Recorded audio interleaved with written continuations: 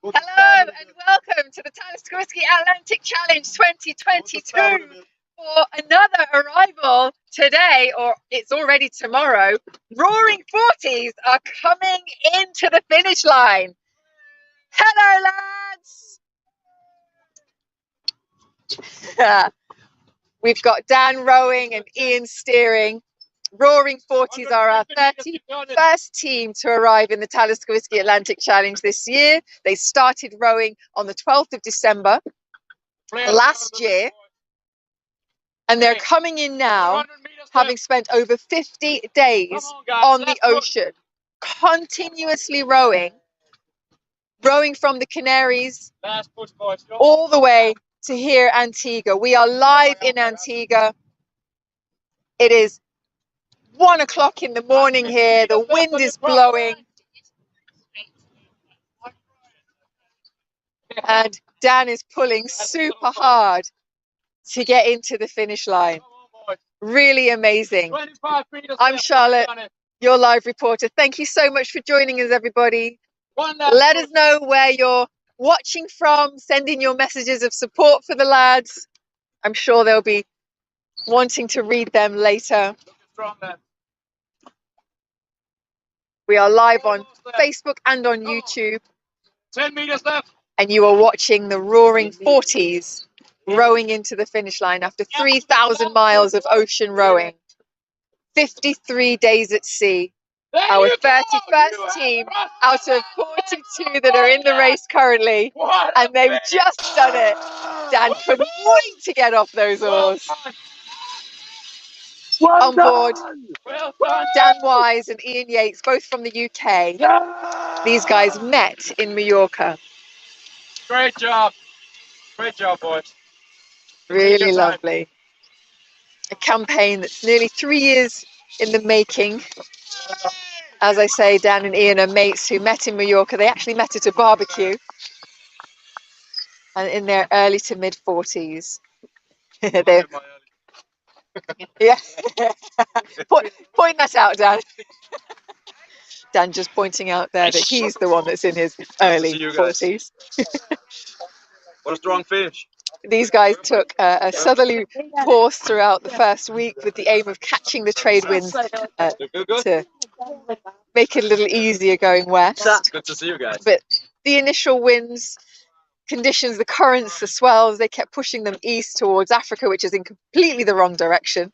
But they battled through, kept their spirits high, and enjoyed some banter between them along the way. Yeah, just put it out there. You have the plastic. Quite nice because they shared their ups and downs with us throughout their journey through little video diaries on their social media. Pull it, okay? Stand up a bit. Ian gave us little tours around the boat, tours and tutorials on how to make water, Pull it and what's in their snack packs, as well as showing us around the cabin. Ready to go. And they described the night as rough and extremely dark, as the moon didn't really rise until the early hours of the morning in the early stages of the race. Ian, who's on the right of the screen there, he experienced some seasickness earlier in the row. Go on, felt better after a week. Go on! Yeah! Come on! What a finish, boys! Come on! You are looking great! Woo!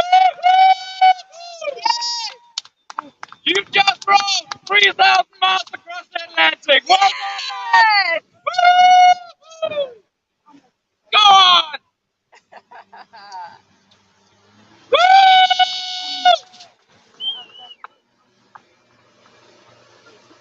One more time! One more time, boys!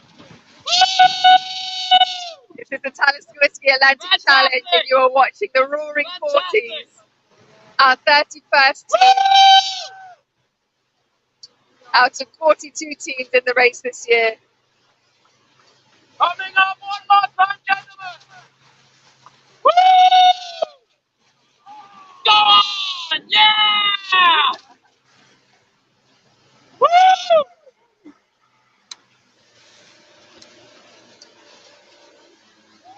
Well done, lads.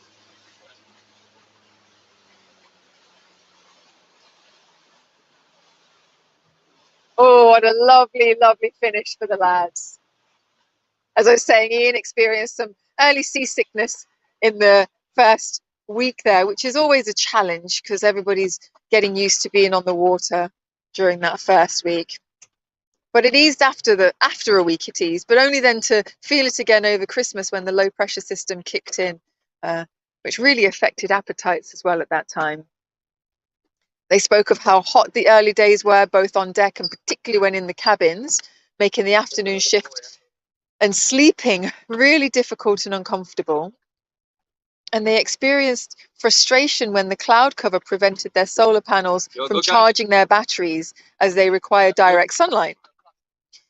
Therefore, they were unable to charge important equipment like their auto helm and the water maker without having to put in manual effort, which, you know, when you're spending 2 hours on, 2 hours off rowing, you really want to get your 2 hours off rest time, and you've got to get chores in there and eat, but they would then have to manually work these systems. So what we're going to do, we're going to go into Nelson's dockyard. These guys are going to row themselves in for their final few strokes on the water, and we're going to catch them as they step onto land in just a few minutes. So don't go anywhere, stay with us, we'll see you in a bit.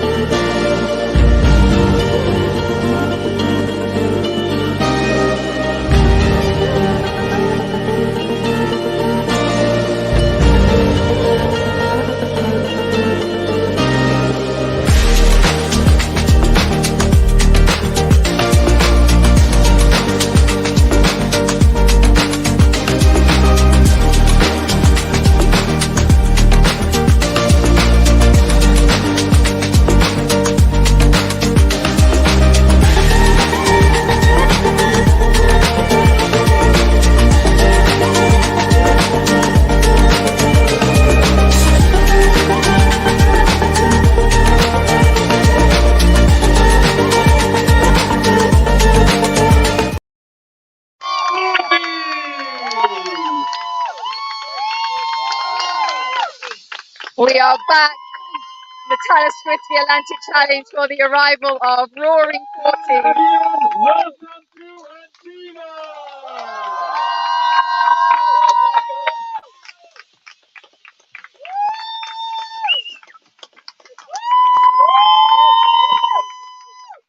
Dan and Ian. Nice approach to the dockyard. Guys, welcome to Antigua.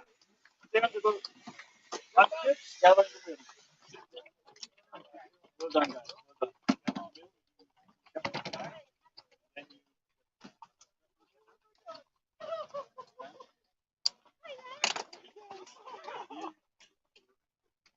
These guys are rowing for, or have rowed for 4 charities, their main one being the Pink Ribbon Foundation, which supports a huge number of breast cancer charities.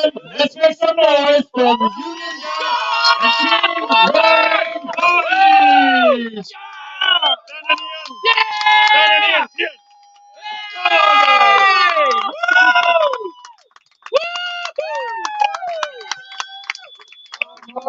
They are also supporting Ocean Generation, which is a global movement that exists to restore a healthy relationship between humanity and the ocean. One more time, boys. Banner says we wrote the Atlantic. Yes, you did! Yeah! They're also rowing for Clean Wave. Loved ones here, and also a lot of not a lot, but some yardies that can make some noise. Yeah, would we like to see Dan and Ian step on land? Yeah! I guess that's a you. I guess welcome to Antigua. Warming legs here. Warming legs.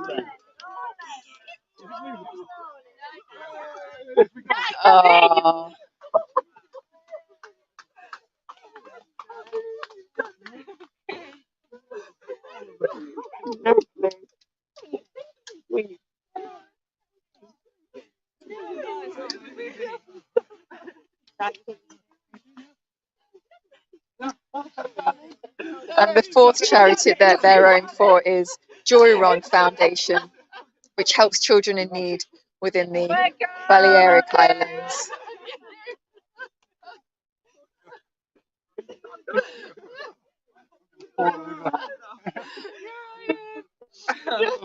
Ian and his mum.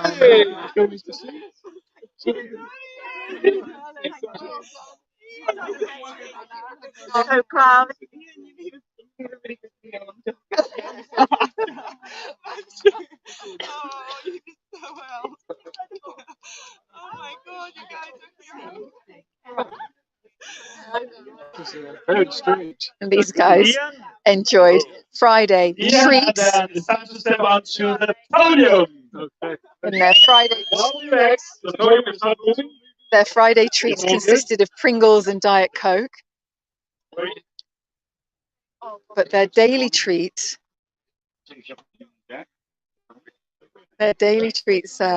became a little bit of a problem when they started. Ladies and gentlemen, once again, welcome to Nilsson's Dockyard. It's now Saturday night time, but what we're witnessing here tonight, on this beautiful night here in Antigua, Nilsson's Dockyard, is Roaring 40s. Dan and Ian made it all the way across the Atlantic Ocean, 3,000 miles. They started their journey 12th of December last year. They're now here after 53 days, 16 hours, and 30 minutes.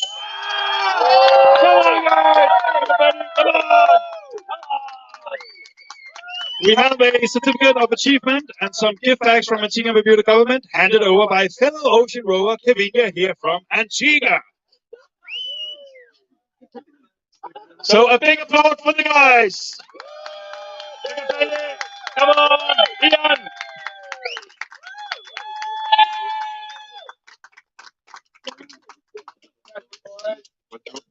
So guys, first of all, welcome to Antigua. It's Friday night, I guess. That's party in town. Now even more because of your arrival. Well done, 3,000 miles, 53 days, 16 hours and 30 minutes. Tell us a little bit about the whole journey. It was quite a journey to the start line even. There were some difficulties with equipment, water maker in La Gomera. How does it feel to stand here on dry land in Antigua? Who wants to start? It's too much. I could describe the last 3 days and everything else I've looked on the iPhone there. It's too long ago.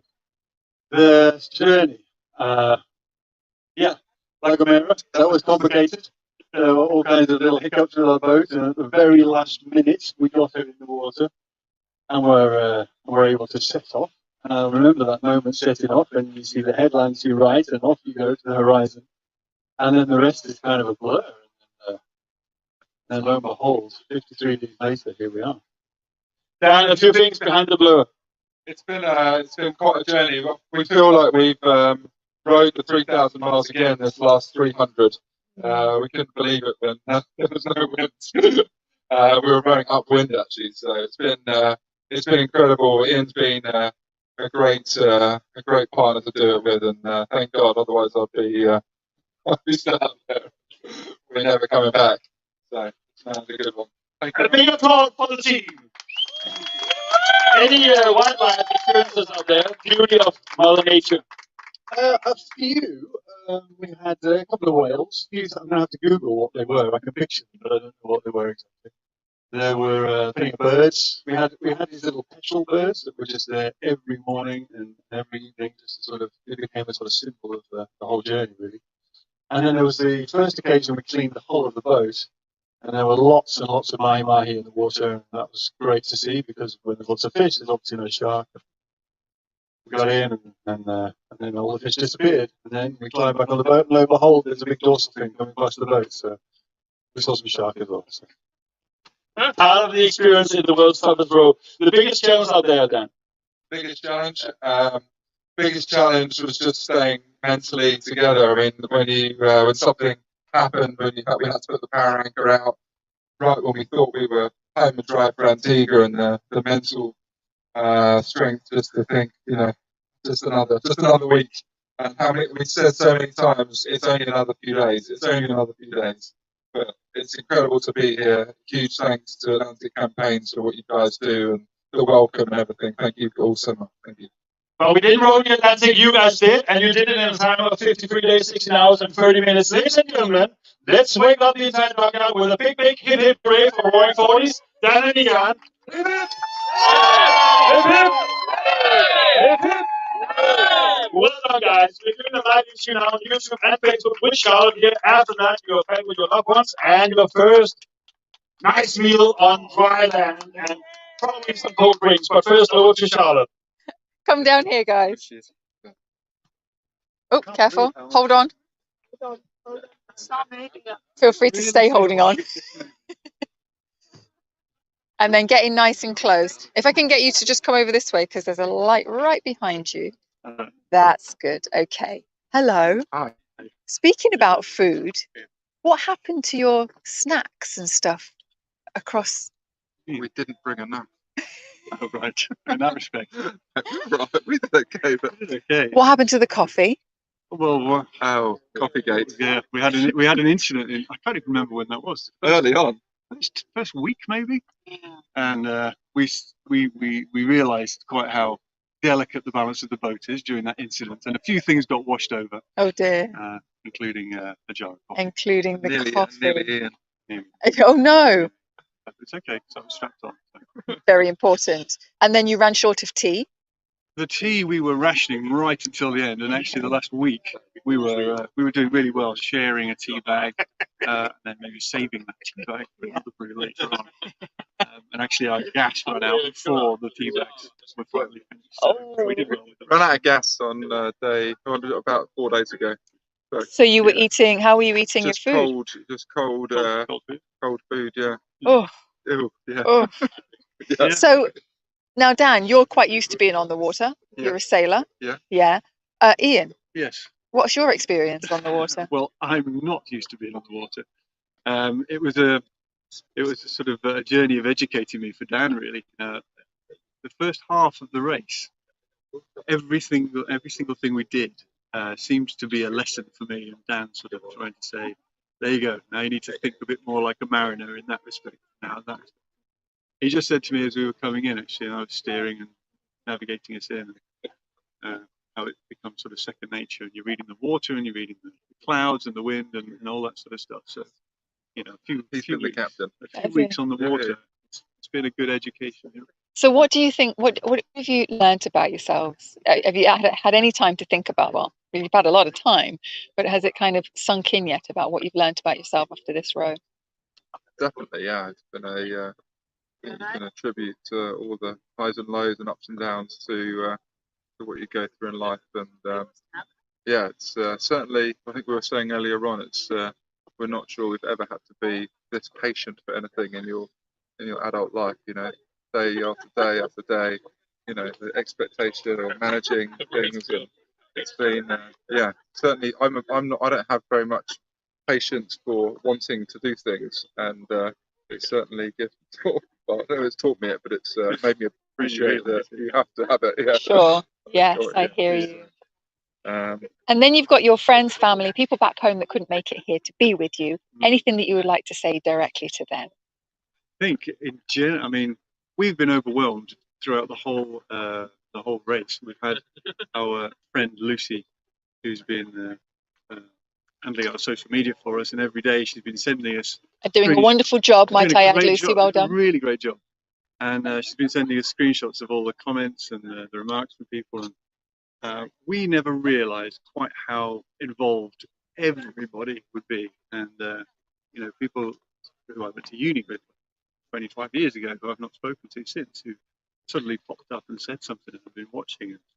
Everybody's been thoroughly engrossed in watching the dots, and they've loved it. To all of them, we say a great big thank you, because those little comments, those little common guys every day, that's what kept us going.